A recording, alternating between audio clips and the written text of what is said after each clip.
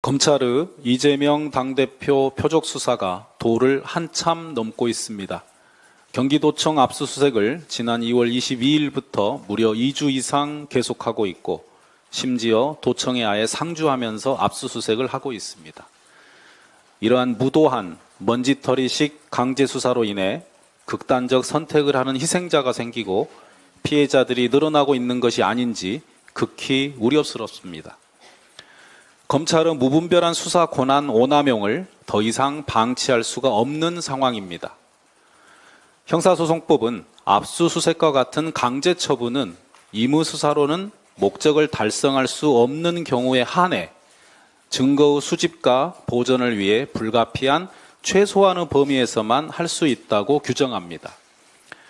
그런데 대법원에 따르면 압수수색영장 청구가 최근 12년 사이 3.6배나 증가하였고 이 기간 동안 법원은 청구된 압수수색 영장 10건 가운데 9건을 발부한 것으로 나타났습니다.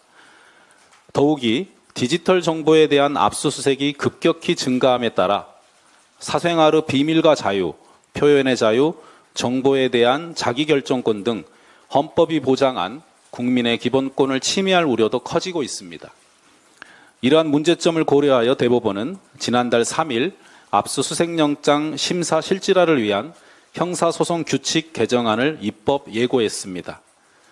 이 개정안에서는 압수수색영장 발부 전 법관이 수사기관이나 제보자 등 심사에 필요한 정보를 알고 있는 사람을 대면으로 심리하여 압수수색의 필요성 등을 확인할 수 있는 제도를 도입했습니다.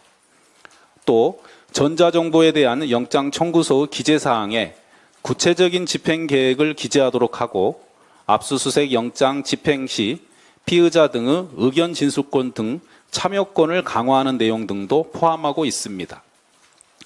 해당 개정안은 국민의 기본권 보호를 위해 2021년 사법행정자문회의에서 오랜 시간 논의한 내용이기도 합니다.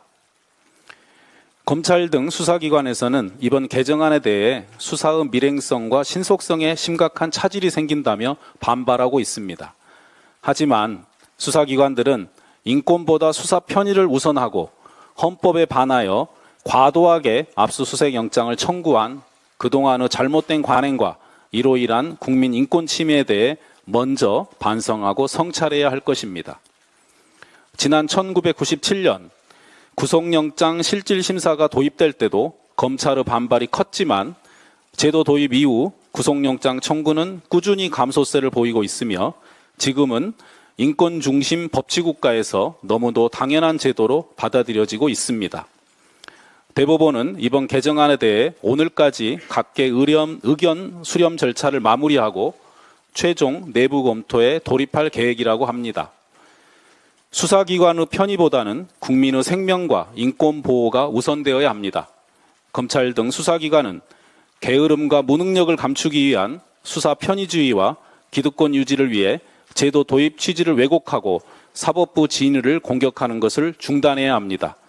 국민을 위한 압수수색영장 심사 실질화에 적극적으로 동참할 것을 촉구합니다.